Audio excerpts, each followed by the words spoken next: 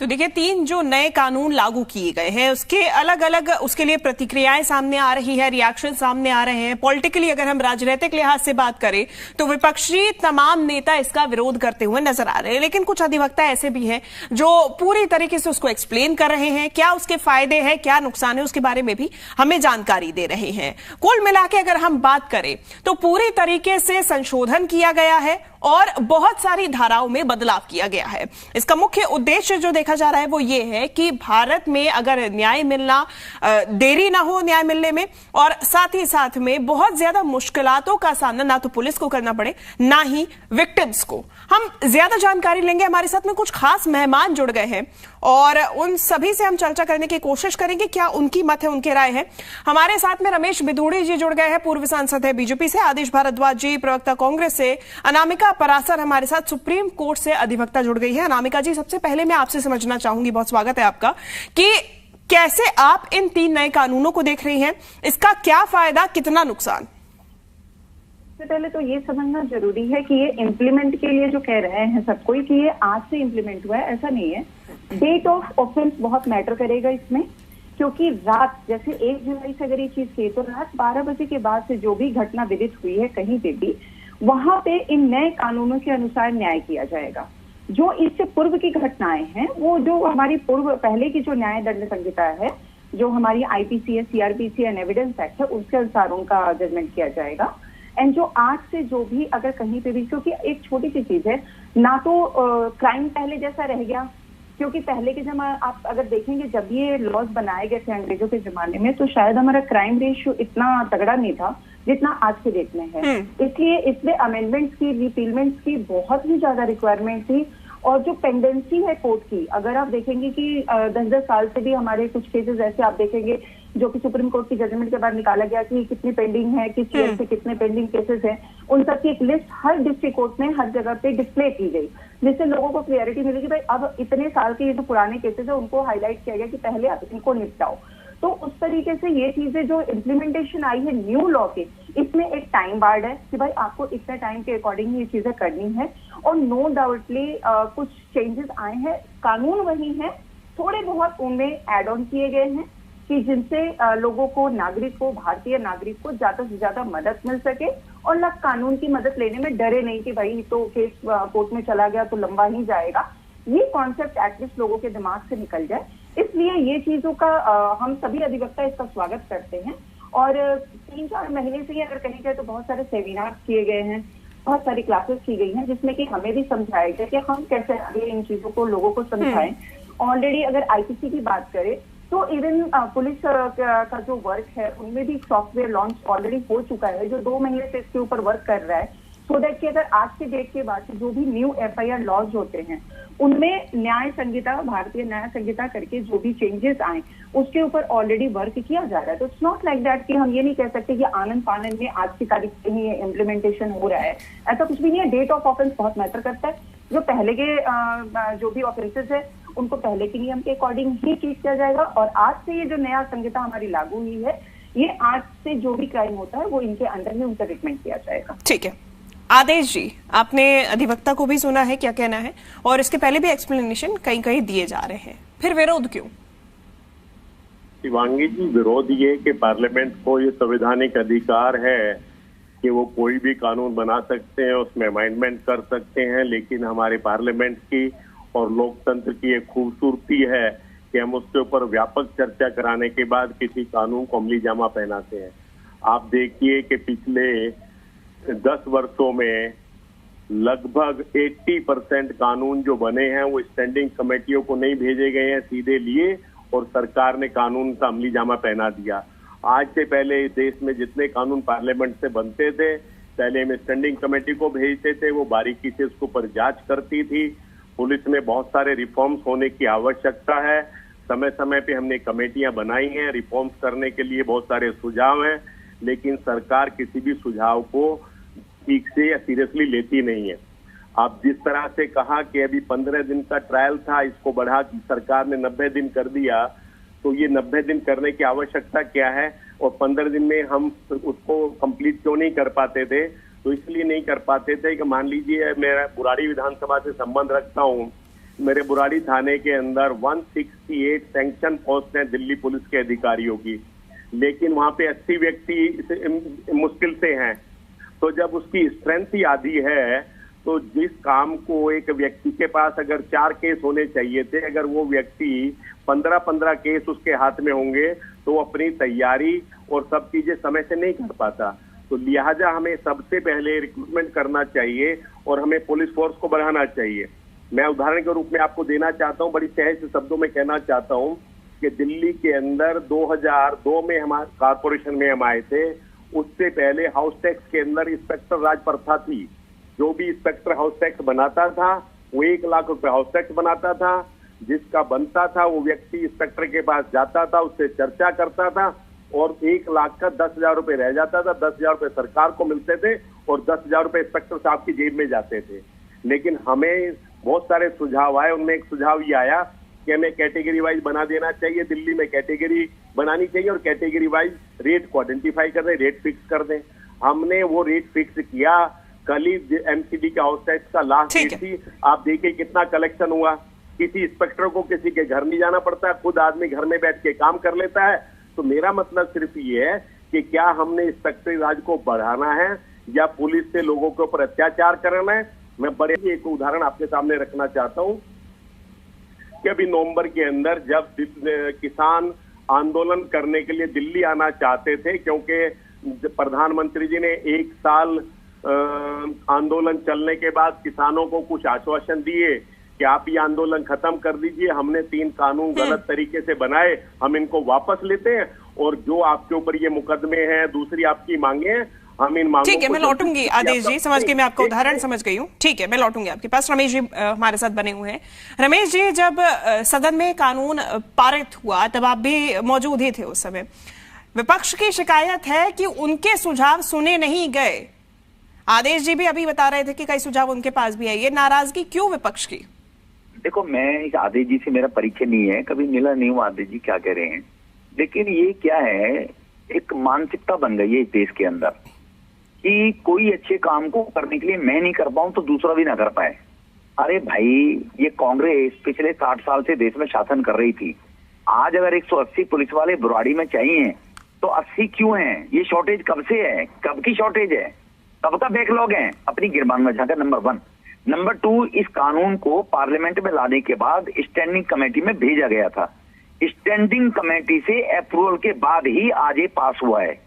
Standing committee में ratio के आधार पर जिसकी पार्टी के जितने सदस्य होते हैं स्टैंडिंग कमेटी में उतने मेंबर होते हैं, उसमें चर्चाएं होती हैं, उसमें सारे स्टैंडिंग, ये कानून एकदम पास नहीं किया है।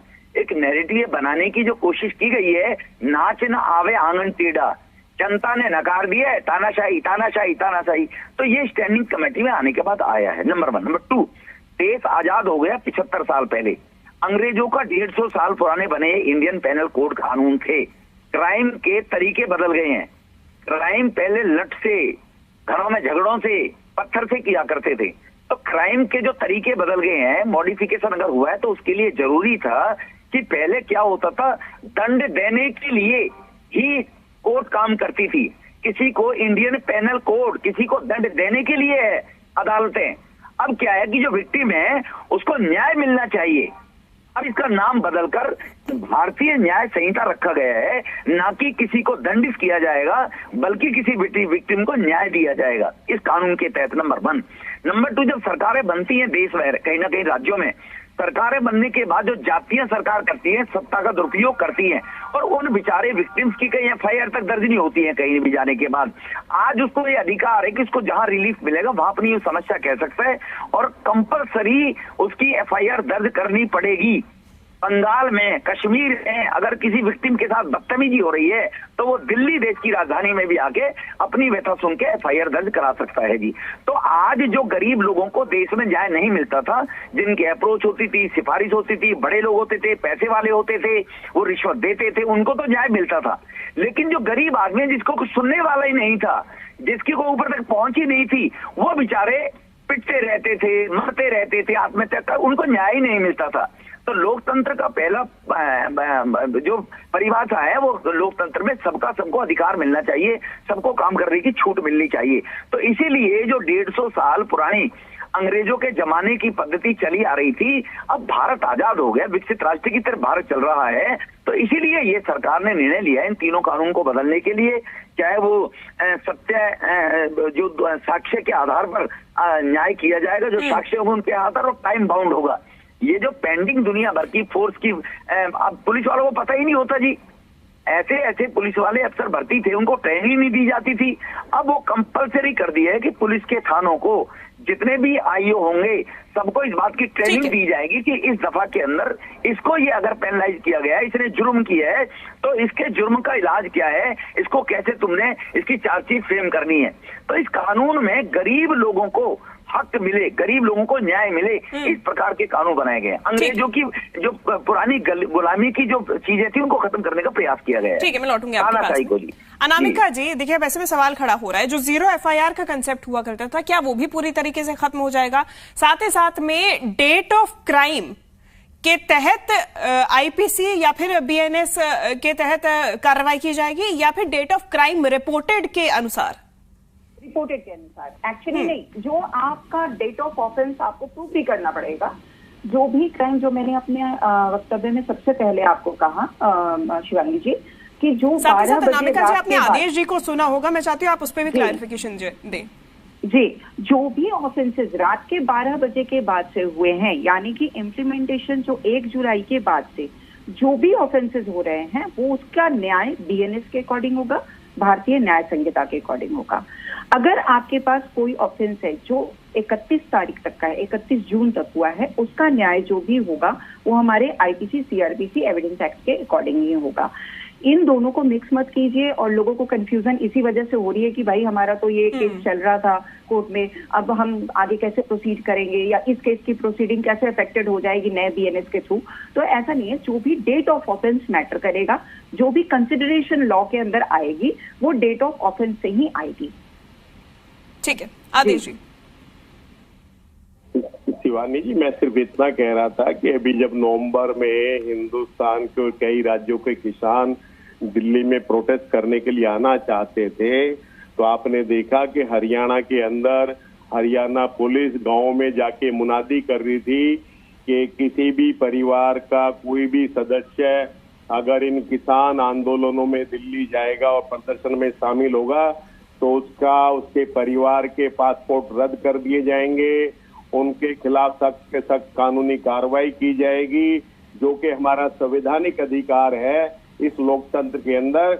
अगर कोई आदमी शांतिपूर्ण तरीके से प्रोटेस्ट करना चाहता है तो उसको प्रोटेस्ट का हमारा संविधान अधिकार देता है, लेकिन हरियाणा की पुलिस ने उस संवैधानिक अधिकार के खिलाफ जाके उनके उस संवैधानिक अधिकार का हनन किया और गांव में जाके इस तरह की मुनादियां की।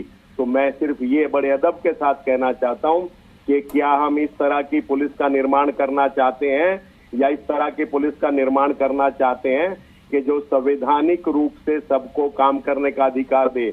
मैं बड़े अदब के साथ कहना चाहता हूं कि आज इस कानून में संशोधन करके जो किया गया है वो पहले पुलिस के अधिकारी उसकी विवेचना करेंगे।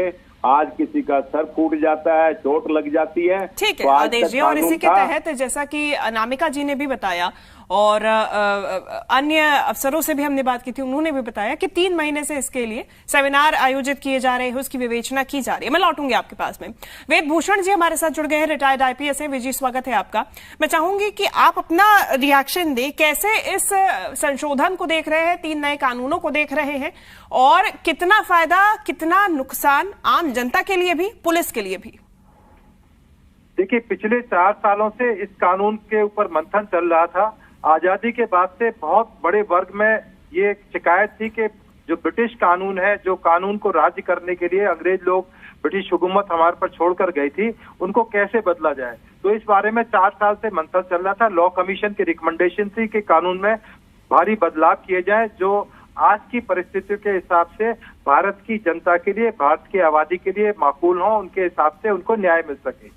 उसी प्रक्रिया के अंदर ये कानून जब लाया गया तो बहुत सारे पार्टीज का ऑब्जेक्शन था कि इसको पार्लियामेंट कमेटी के अंदर लाया जाए। तो एक पार्लियामेंट कमेटी बनाई गई जिसकी जो अध्यक्षता थी ब्रजलाल, एक राज्यसभा मेंबर है और यूपी के पूर्व डीजी हैं, उनकी अध्यक्षता में एक पार्लियामेंट कमेटी बनाई गई जिसमें तृणमूल कांग्रेस, बीजेपी, कांग्रेस सभी के उसमें जो स्टेक होल्डर्स थे उनको रखा गया और लगभग 22 मेंबर ऑफ पार्लियामेंट की उसमें लॉ मिनिस्टर को भी इंक्लूड किया गया था। एक कमेटी बनाई गई जिनकी वजह से ये तमाम कानून में बदलाव लाए गए हैं, जो कि आने वाले टाइम में जो परेशानियां एक आम आदमी को आती थी, महिलाओं को आती थी, और बहुत सारे ऐसे क्रांतिकारी बदलाव हुए हैं। जैसे अभी आप 0 FIR की बात कर रहे थे, अब कहीं भी किसी भी पार्ट में बैठकर आदमी अपनी FIR करा सकता है और अपनी बात सरकार से कह सकता है कि मेरे साथ अपराध हुआ है। उसी तरह महिलाओं के लिए जो बहुत सारे जो लव जिहाद की बात होती थी, लोग झूठ बोलकर अपना धर्म बदलकर शादी कर लेते थे, धोखा देते थे, उनको भी इस कानून में एड्रेस किया गया है। उसके अलावा जो छोटे छोटे अपराध थे, जो 5,000 रुपए से नीचे की FIR थी, अब वो एक NCR के रूप में दर्ज किए जा सकेंगी।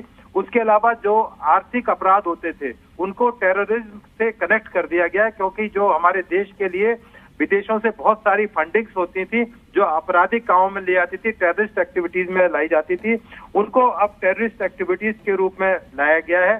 दूसरा, ऑर्गेनाइज्ड जो ऑफेंसेज हैं जिनके अंदर बहुत सारे गैंग्स ऑपरेट करते हैं पूरे इंडिया में, उनके ऊपर ऑर्गेनाइज्ड ऑफेंडर्स के लिए एक में विशेष प्रावधान किया गया जिससे कि उनकी बेल ना हो सके और उनके खिलाफ यानी कि जी बहुत क्लैरिटी के साथ में इस पूरे कानून को बनाया गया है, तीनों कानूनों को, और उसके बाद अब जाके लागू किया गया है। फिलहाल बहुत शुक्रिया आप सभी का ही हमारे साथ इस चर्चा में जुड़ने के लिए।